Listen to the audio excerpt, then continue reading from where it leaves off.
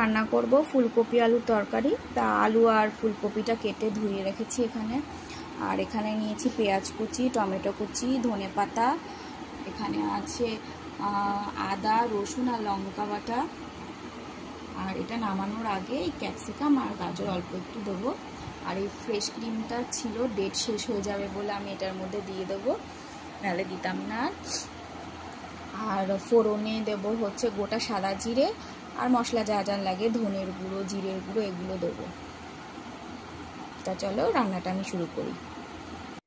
যে কড়াইতে তেল বসিয়েছি, তেল গরমও হয়ে গেছে, এবার আমি ফোড়নটা দিয়ে দিচ্ছি।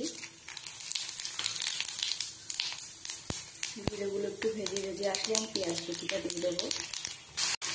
পেঁয়াজটা ভেজে নিয়ে লাল লাল হয়ে যাওয়ার পরে টমেটোগুলো দিয়ে দেবো। টমেটো দেওয়ার সাথে সাথে নুন দিলে টমেটো তাড়াতাড়ি গলে যাবে।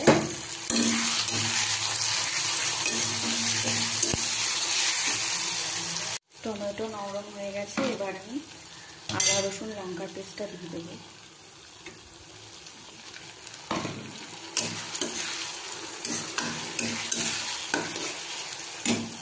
মশলা নিয়ে নিয়েছি, জিরের গুঁড়ো, হলুদ গুঁড়ো, ধনের গুঁড়ো আর লঙ্কার গুঁড়ো। মশলাগুলো এবার দিয়ে দেবো।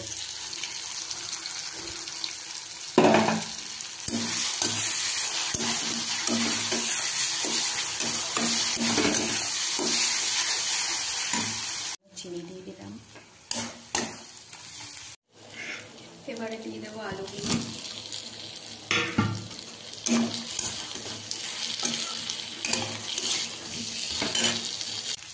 এবারে দিয়ে দিচ্ছি গরম জল।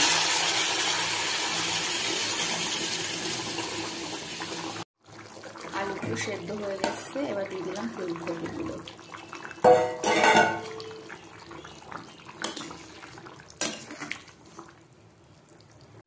এবার একটু দিয়ে দিচ্ছি ফ্রেশ ক্রিম।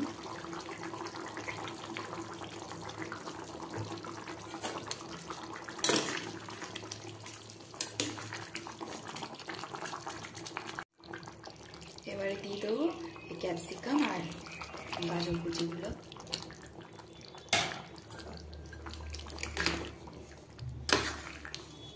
এখানে একটু কাসুরি মেথিও দেয়, কিন্তু আমি আর কাসুরি মেথি দেবো না, আমি ধনেপাতা দিয়ে নামিয়ে দেবো।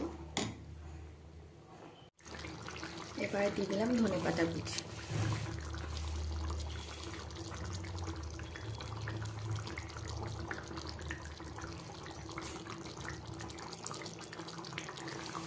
ফুলকপি আলুর তরকারি হয়ে গেছে, এবার বন্ধ করে 5 মিনিটের জন্য রেস্টে দেবো।